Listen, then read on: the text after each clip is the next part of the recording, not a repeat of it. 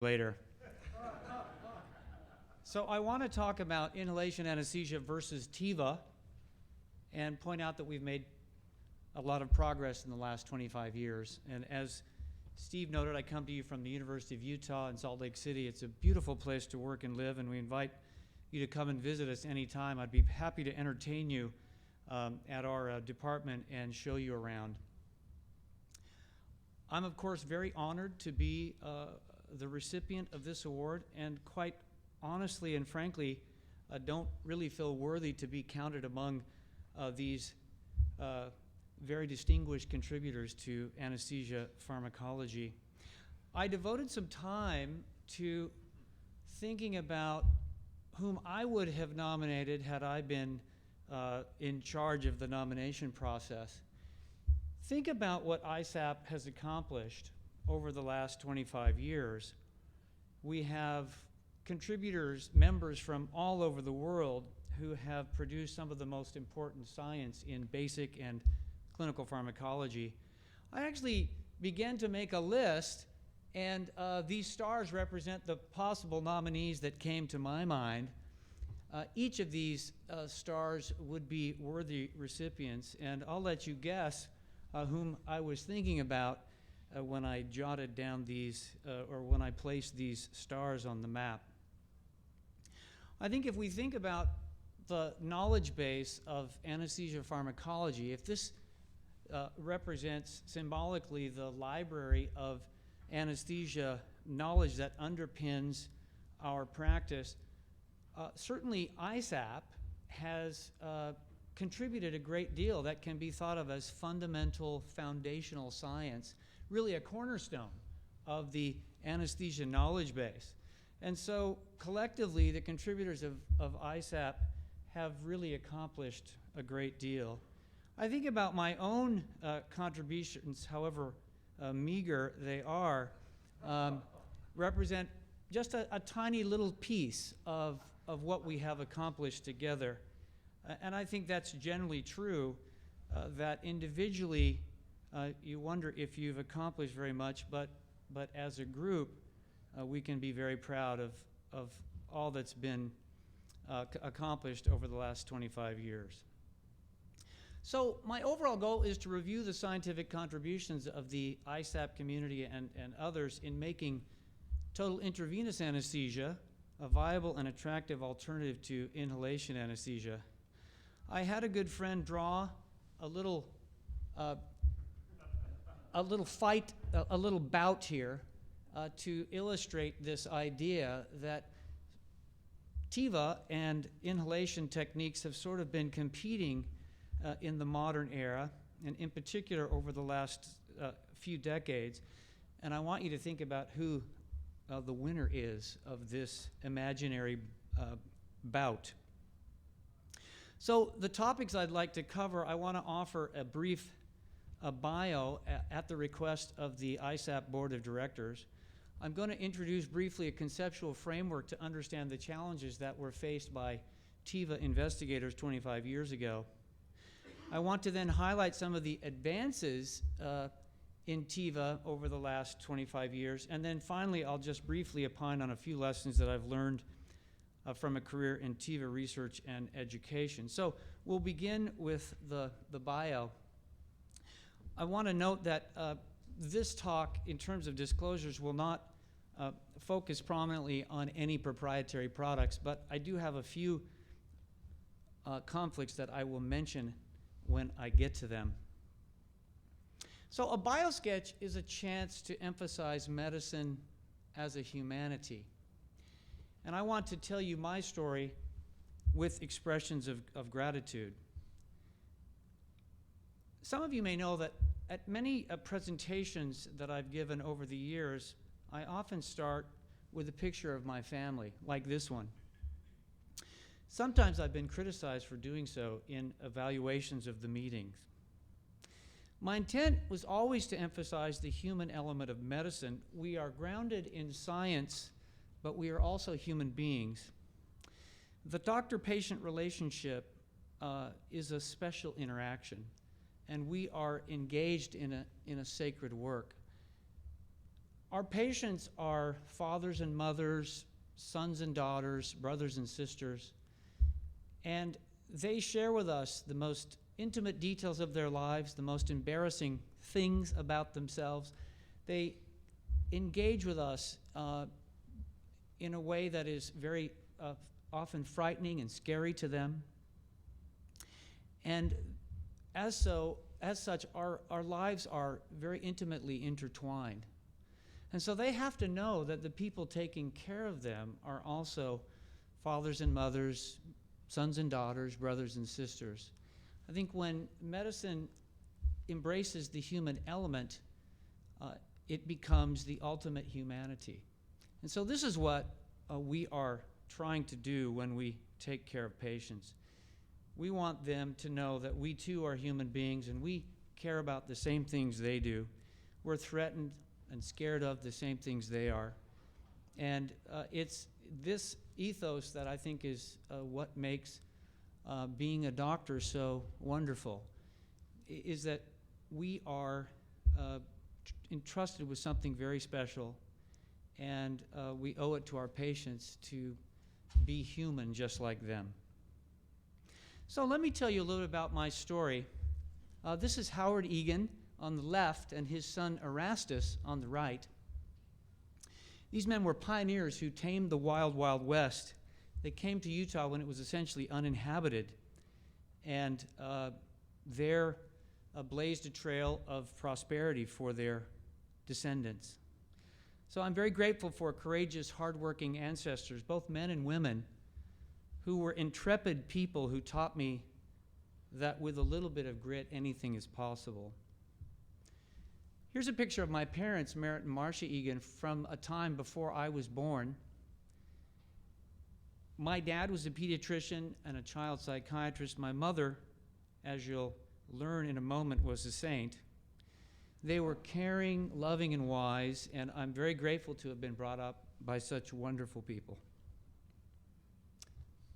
This is a picture of my brothers and sisters, all 11 of us. This is the first time that we were all together for a family picture. My little sister was already a latency age child by then. You can see that I'm here next to her on the right. Now, we couldn't get together for a family picture before this because before my little sister was born, my oldest brother, Winston, was already serving as an LDS missionary in Germany. And by the time he was about to come home, another brother left for missionary service, and then kids began to serve either as missionaries or go away to college. And so it wasn't until the wedding of my oldest sister that we all happened to be together for this picture. Our home was a place of love and also a place of great fun, and I'm very grateful for brothers and sisters who were supportive and nurturing to me. This is my wife Julie on our wedding day 32 years ago, and then a picture more recently on the right. She is a charming and capable, beautiful woman with a lot of gumption. And I'm grateful to have had such a wonderful partner who's always helped me to be my best.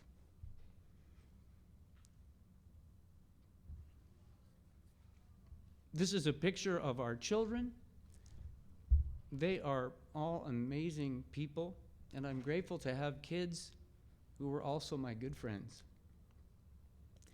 We've recently added a few new family members. 3 of our kids are married now over the last few years. And I'm grateful my kids have found wonderful partners with whom they can share their lives. We also have a new little grandchild here named Jack, and that's a lot of fun. As a young man, I served as a Mormon missionary in Japan for a few years. This was a very transformative experience for me, and it's rippled through my life ever since. I have wonderful friends and professional associations, some of whom are here today from this experience, and I'm grateful to have had transformative opportunities like this one. These are the places of learning which I have spent some extended time with. It's a rare privilege as a human being to be at such places, and many people in the human family never enjoy this opportunity. I'm very grateful to have an educated mind. This is one of my basketball teams that I had the privilege of coaching over the years. This was sort of my primary hobby. Coaching was a great hobby for me because in the midst of a busy professional life, this is a hobby that worked quite well because I could always have one of my kids on the team. I coached both my sons and daughters over a period of several decades. I'm grateful to have had the chance to influence and to learn from wonderful young people like this. This is my son, Zeke, my third son, Zeke, who's a freshman medical student right now. Those of you who know me well know that I am a Mormon, a member of the Church of Jesus Christ of Latter-day Saints. Being a Mormon has really permeated every aspect of our family's life, and I'm grateful to have had a spiritual anchor that has brought a lot of meaning and purpose to my life. And finally, I'm a proud Utahn. Some of you probably need a geography lesson because you're not quite sure exactly where Utah is. I can tell you that the Mountain West has an ethos that emphasizes loving your family and your neighbors, and I'm grateful to have lived in a place that brings out the best in people.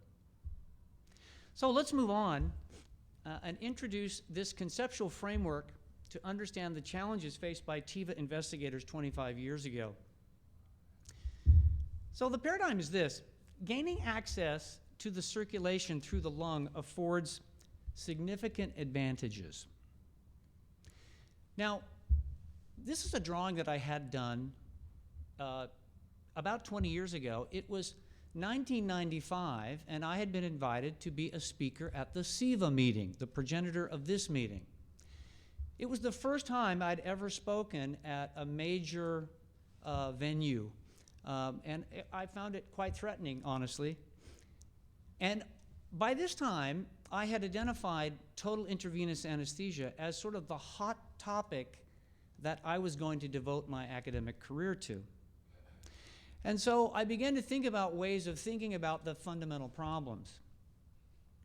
And so let's think about the advantages that TIVA had to overcome with this paradigm. So delivering an anesthetic through the lung has certain advantages. In terms of access, the primary advantage stems from the fact that there's an equilibration process that takes place across the lung. And that means when you deliver the drug through the lung, you can set an upper limit above which the concentration or the partial pressure can never rise. And of course, using a calibrated vaporizer as the delivery system, you can set that limit and practice in the concentration domain. Now, in addition, you have elements of additional PK and PD exactness, as I called it. You can turn around and look at a monitor and confirm that you've hit the target with expired gas monitoring. And also, back then, you knew what the target was. That is, we had this very well-developed and well-entrenched concept of MAC. So the equilibration process across the lung is a big plus, and it makes possible practice in the concentration domain because you can set this upper concentration limit. Now let's think about the situation 25 years ago for TIVA. Delivering an anesthetic directly into a vein has certain disadvantages. In terms of access, we really can't change that, right? When you're delivering a drug directly into the circulation, continual uptake is occurring as long as the infusion is ongoing. And in terms of a delivery system, we had calculator pumps, not as nice as they are today, but we had calculator pumps. And without the aid of a computer model or post hoc blood concentration measurements, it was not possible to really have any idea what the concentrations in the bloodstream were. And in addition, one could not turn around and confirm that you'd hit a target with respiratory gas monitoring like you could with the vapors. And at that time, I think it's fair to say that most practitioners 25 years ago didn't know what the target concentration should be. That is, we didn't have a well-developed concept analogous to MAC for the inhalation agents. So this was the status quo in the mid-1990s, and I had this cartoon drawn to sort of try to organize these ideas in an artistic way. So the question I have then is, how much progress have we made? Do we have a situation where we can put a smile on this guy's face who's trying to do the total intravenous anesthetic? Well, we've got the problems. What have the solutions been? In terms of access, of course, we can't change that. That is what it is.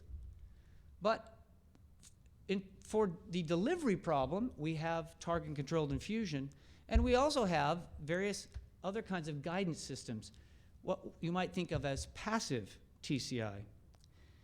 And then on the PK/PD side, we have advanced PK concepts, advanced PD concepts. We have more responsive drugs, and we even have an evolving technology of propofol measurement in expired gas. So let's turn now and highlight these major advances that we've achieved in TIVA over the last 25 years, recognizing that a lot of progress has been made. And we'll try to think of it in terms of this, this paradigm that I've just set forth. So we've had very impressive advances, and many of these are due to the collective work of people in this room. So kudos to ISAP members for contributing to these advances. What I want to do is sort of take a walk down memory lane and call attention to some of the major advances. We'll look at some of the key papers that were published, some of the key technologies that were introduced, some of the important observations that have revolutionized total intravenous anesthesia. Now, I thought it would be fun to do it this way, and I want to invite you to do this with me. Here we have some of our more prominent journals, journals in which much of this work has appeared. If you had been the editor-in-chief of these journals, what cover artwork would you have commissioned to introduce these new ideas, these new technologies, these new concepts and techniques? I want to challenge you to think about using a syringe on every one of the covers in some way or another. And I want you to think about what you would have put on these covers. My friend Steve Schaefer has had the opportunity to engage in this creative process over the last decade with anesthesia and analgesia. This is your chance to do it. I did this. I've got a cover for each one of these as we talk about each of these ideas briefly. And it might be fun for you to think about what you would have put on the covers like what I have done. Well, here's the first one. The advent of propofol really made TIVA possible. I think it's important for us to recognize that without propofol, TIVA would never really have materialized as we know it today. I put this on the BGA for obvious reasons. Now, 2,6-diisopropylphenol, what later became known to Big Pharma as the billion-dollar solvent, its anesthetic properties were well documented in animal models.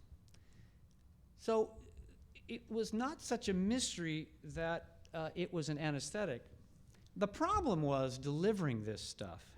This is a picture in our lab of raw propofol in a beaker of water. And you can see they just don't mix. And so there had to be a solution to the formulation problem. As you know, it was originally formulated in cremophore, and that was problematic for a variety of reasons. And we have to thank Dr. Ian Glenn for his garage project, a project that he took on sort of in his spare time at ICI. It's a fascinating story to hear, where he tried various solutions to this formulation problem and finally showed that a propofol in a lipid macroemulsion proved workable. And so this was a huge advance, and one that I think for practical purposes, began the TIVA era. Now, let's think about mechanism just for a second. Propofol's mechanism is actually well understood, and it's something that we really should be grateful for, because it's nice to have a drug that has a known pharmacologic target. We simply just feel better about using the drug because of that. This is a hippocampal neuron stain for GABA A receptors, and this is where the mystery unfolds. Now, there's a lot of work we could look at, but this is a single slide just to summarize it. Propofol in vitro, in isolated cell culture, can be shown to increase chloride conductance by modulating the GABA receptor. And propofol does that very nicely. You can also show that in genetically modified cells, you can block this modulation. Now, if you put it in vivo in genetically altered mice, as are shown here, you can show that the wild type responds with hypnosis and immobility to propofol, whereas a mouse that has had a single amino acid changed on one of the subunits of the GABA A receptor has a grossly diminished hypnotic response and has a completely ablated immobilization response.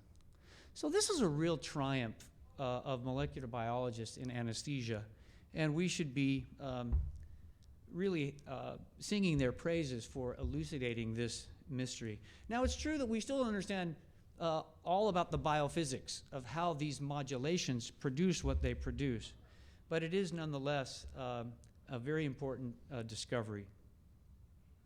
So here's cover number 3, also in the BJA, because this innovation sprung from that part of the world, and that is the innovation of target-controlled infusions. This is what we might consider a vaporizer for IV drugs. Now, it's not quite right to call it a vaporizer, is it? Because a vaporizer relies on physics, and a TCI system relies on a model's prediction. But the end result is the same, the ability to practice in the concentration domain. Now, here's an important paper by Gavin Kenny and colleagues that begins to show TCI commercialization taking shape. It's interesting to know that lots of people are responsible for contributions in this area, but we have to thank Kenny and colleagues and Ian Glenn as well for bringing this to the commercial market. Here's a picture of the original dip perfuser model. Here's the glass pre-filled syringe with the chip identifying it as propofol. Remember that the business model here was the sale of the proprietary drug, not so much the revenue stream from the sale of the pumps. Now, this is a schematic representation of TCI, and I show this just as a platform to remember all of these contributors. There are many TCI systems developed around the world. CACI at Duke, Jerry Reeves and Jacobs and colleagues. Another system in South Africa, Dr. Johan Coetzee. A system at Stanford, Stand Pump, developed by Steve Schaefer. A system in Belgium and now the Netherlands, Rug Loop, by Dr. Struze and colleagues. And many others who've developed various closed-loop controllers and TCI devices. So we have to thank a lot of people for contributing to the science that underpins this. It's also interesting to know that there were various names for TCI. You know, there was CACI and CCIP and Stand Pump and Stel Pump and so on. And ultimately, a little brief announcement publication appeared that got all the investigators involved in the area to agree we're going to call this TCI. And now, of course, as we learned from Michelle earlier today, there are many vendors, and this technology is widely entrenched throughout the world. Sadly, it's not in the United States. maybe there's more to come on that someday soon. Let's move on to pharmacodynamics. MAC is big, isn't it? It's probably the most unifying concept in anesthesia. And really, at the early days of TIVA, we didn't really have a MAC concept. And so we needed something like MAC in the TIVA world. I put this, by the way, on Clinical Pharmacology and Therapeutics cover because I think it's fair to say that many of the most important theoretical concepts developed for pharmacodynamics came out of anesthesia. And the reason is that our drug effects are easily measurable, and so we were a natural place to study pharmacodynamics. So here we are in the inhalation world, isoflurane concentration versus plasma concentration, and this is an effect isobol, this is MAC. So here's MAC in the absence of opioid and the reduction of MAC with the addition of opioid.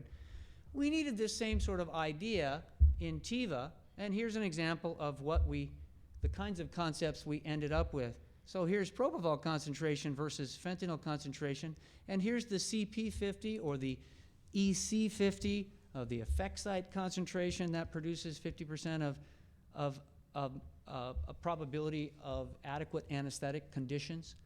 You can see that we have a concept and pattern that's very similar to the inhalation agents, the reduction of this EC50 by opioids. We've extended this idea into another pharmacodynamic concept that I think is very important, and that is the idea of response surfaces. So we've got this concept of two drugs interacting, and here we have an isobol showing the concentrations that together produce 50% probability of effect. And we can take this isobol and put it onto a three-dimensional surface, moving beyond the isobol, which is just one effect, into this three-dimensional representation where we've got all the concentrations of drug A and all the concentrations of drug B that are clinically relevant, and all the effects from no anesthetic effect up to maximal anesthetic effect represented in a drug interaction surface. This is a very important concept for us because unlike other disciplines, we go from awake and normal physiology to anesthetized, immobilized, depressed circulation and ventilation, and then we've got to get back again and get back to awake and normal physiology.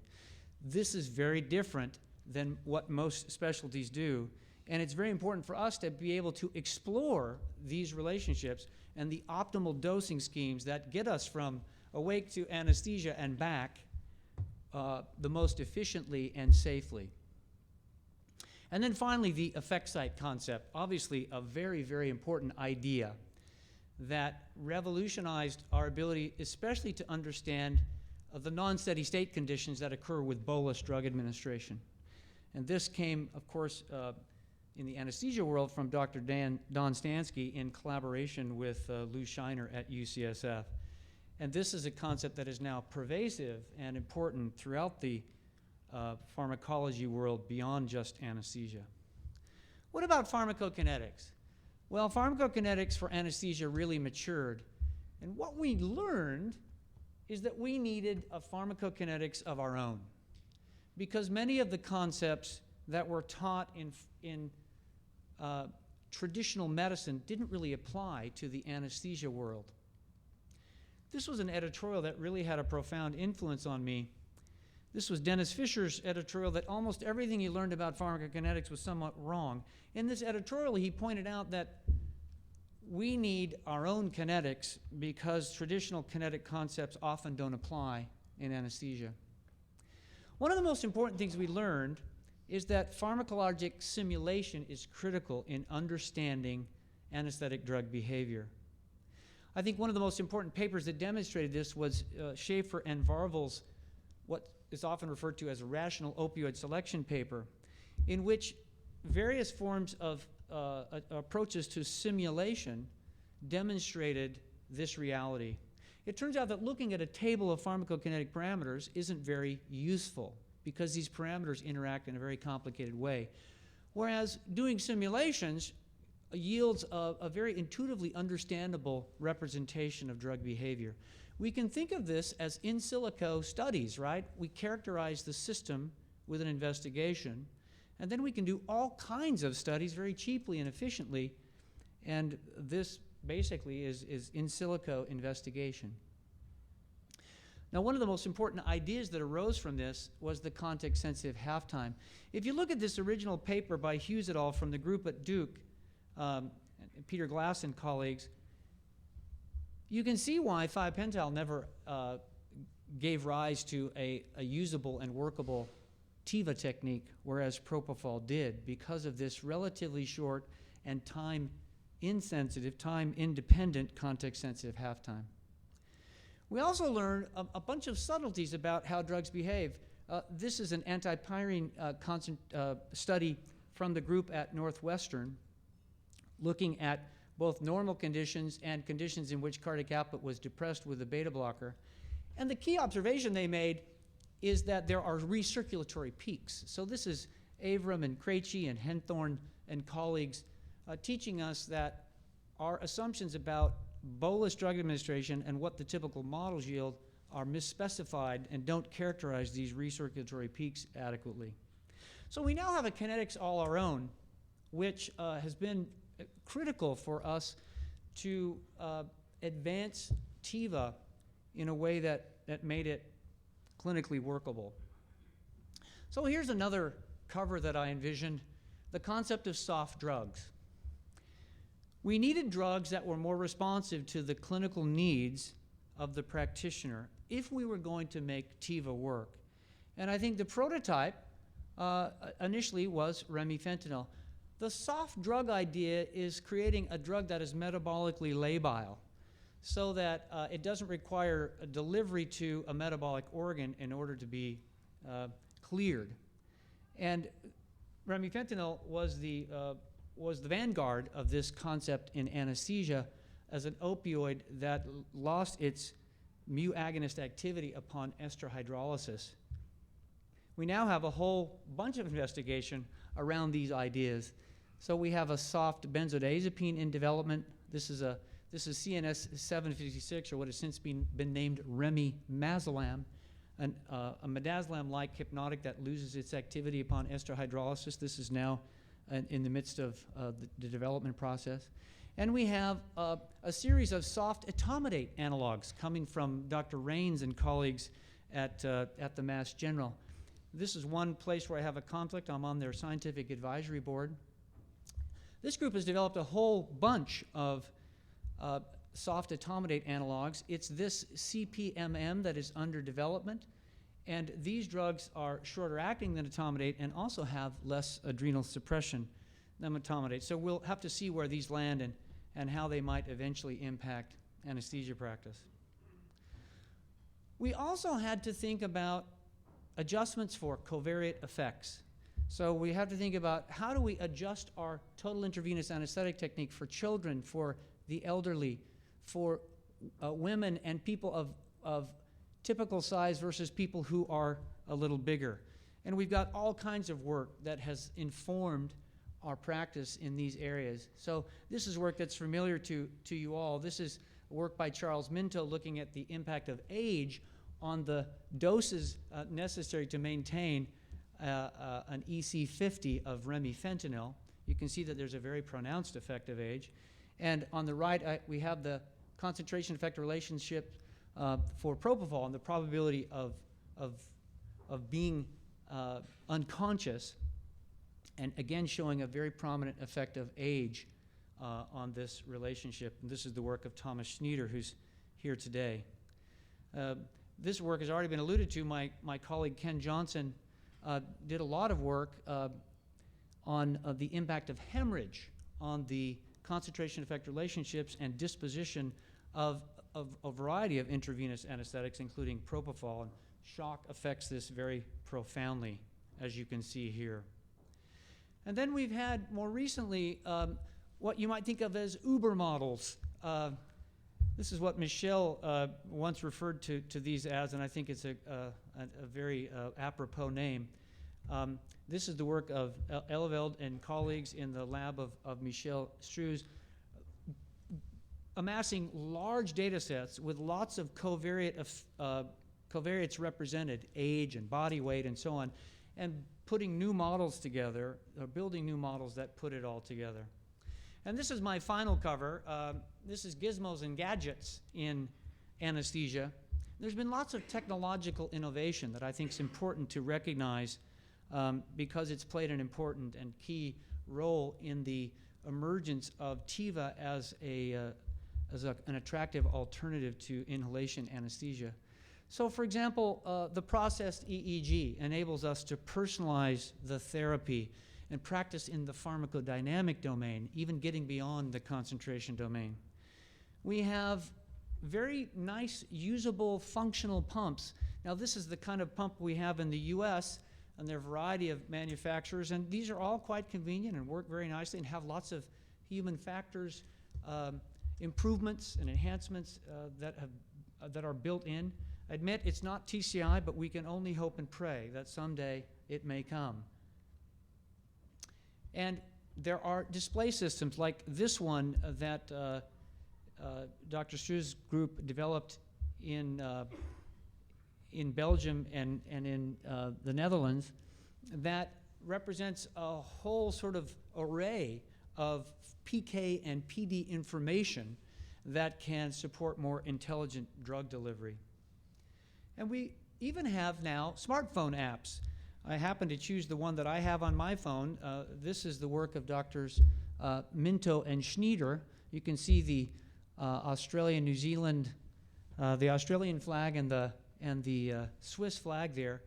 These are apps that enable you to do passive TCI, in the sense that we're not controlling the pump with the app, at least not yet, but you can do the simulation alongside your anesthetic, and this can basically enable people in the US who don't have the TCI technology to do something akin to it with readily available technology. We all have a powerful computer in our hands now at all times, like many of you do even right now.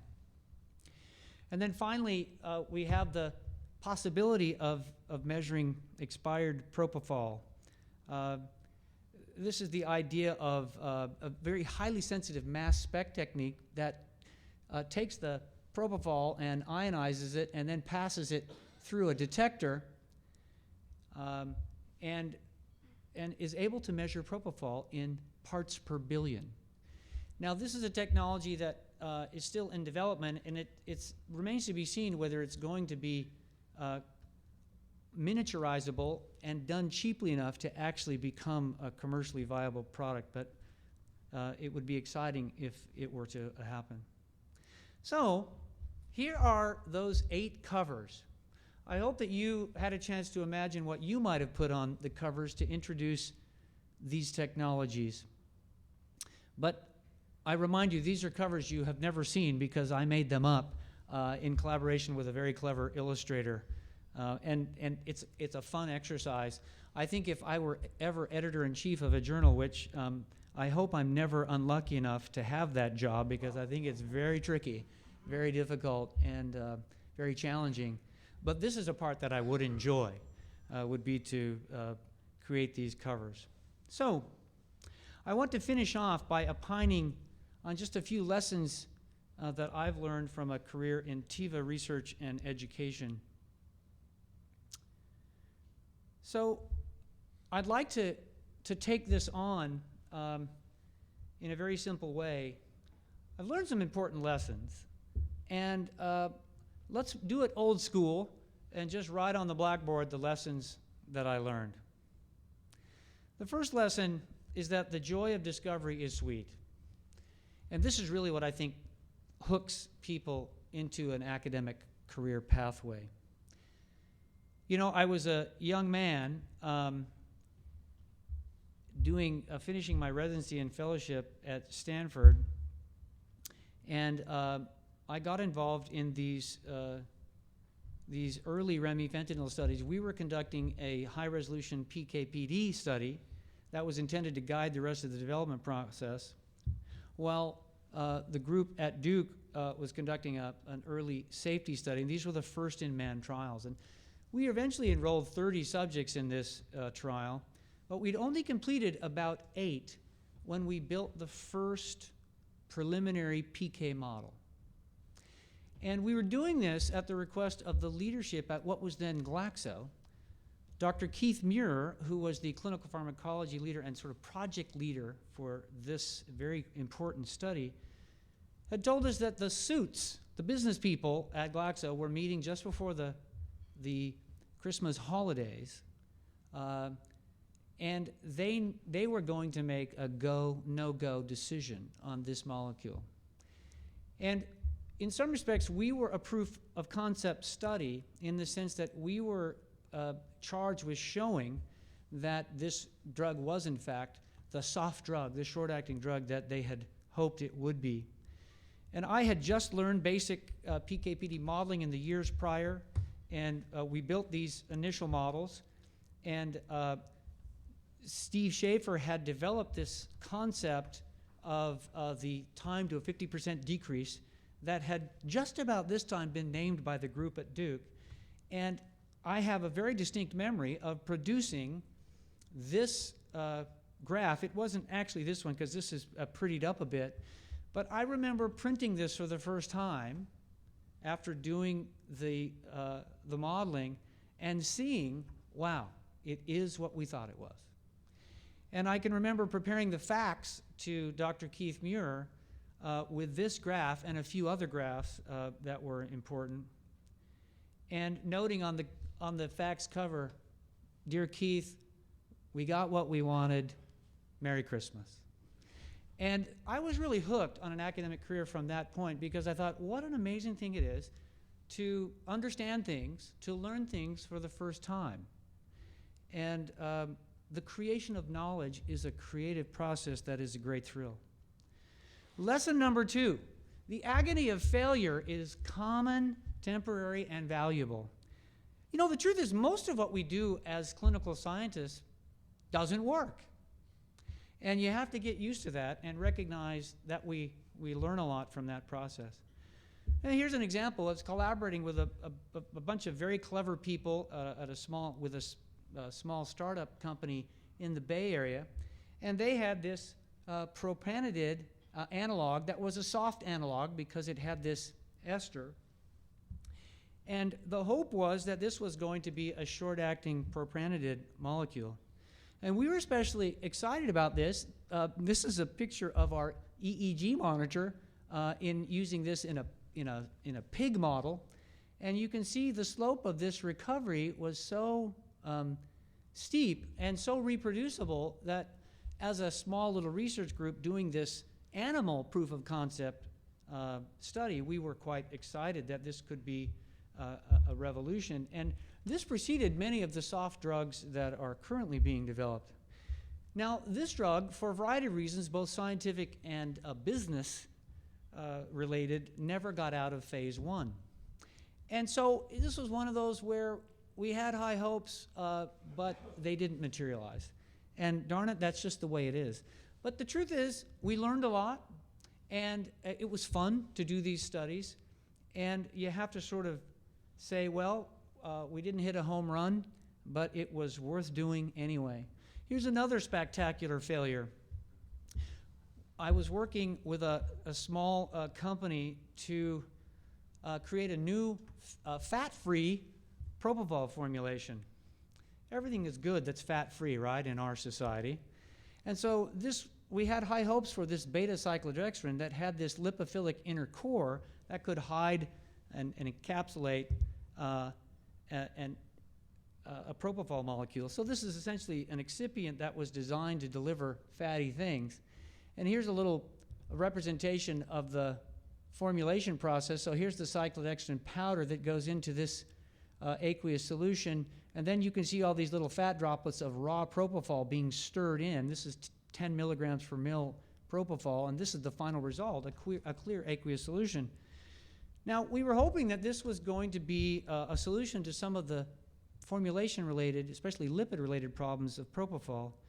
And lo and behold, in our first in man, and I actually filed the IND for this, so this was an investigator IND. Lo and behold, in our very first trial, we found that this cyclodextrin formulation hurt a lot more than the current formulation, and that alone was a showstopper. And so, again, our high hopes were dashed. But we learned something that wasn't known, and we published this so that other people could learn from our experience. And we actually had a lot of fun doing the study. Here's another example of a failure.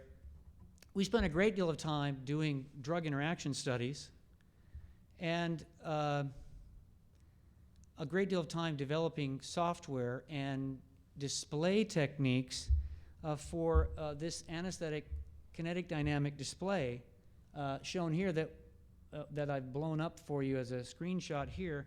This we licensed to GE Healthcare, and there's another conflict because this was a product of our little spin-off company, MedViz. And we were actually hoping that this would be adopted and that it would be useful to practitioners. Now, for a variety of reasons, it's never gotten any traction. And one of the reasons is it's ahead of its time, and the typical practitioner doesn't really know what this is intended to tell them. And that's especially true in the United States. But the other is that the competition is free, like the phone app I just showed you. And so for a variety of reasons, we didn't realize our goals. But nonetheless, we learned a great deal and had a great time. Lesson number 3, mentoring is critical. This is a picture of my family. At the time, we were a resident and fellow and junior staff at Stanford. We just had our 3 boys then. And I can tell you, interestingly enough, that I went to Stanford because of the reputation of Don Stansky. And I was going to study in his lab. And there's no question that Don had a tremendous and profound influence on my career and really helped launch me. But the truth is that my main mentor was Steve Schaefer. And this mentoring relationship had an incalculable influence on my career trajectory. I think it's fair to say that I would not be here now, and I really wouldn't have had an academic career without the mentoring and caring and nurturing of Steve Schaefer, and I'm deeply grateful for all that Steve has done for me. He continues to mentor me even to this day, and I count him as one of my very best friends. Now, mentoring is a multi-generational thing, isn't it?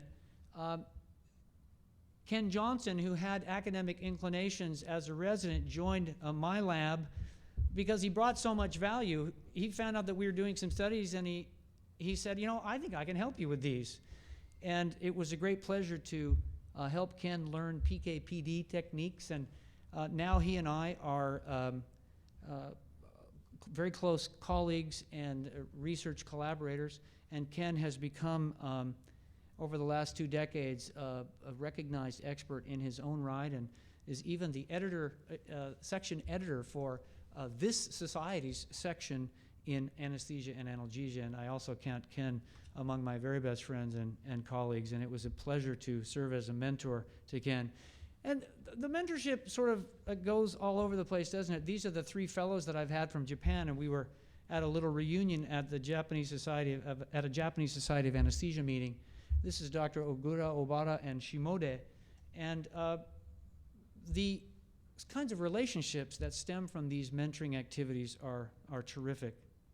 Lesson number 4, and final lesson: wonderful personal relationships are the best perk of an academic career and a clinical scientist track.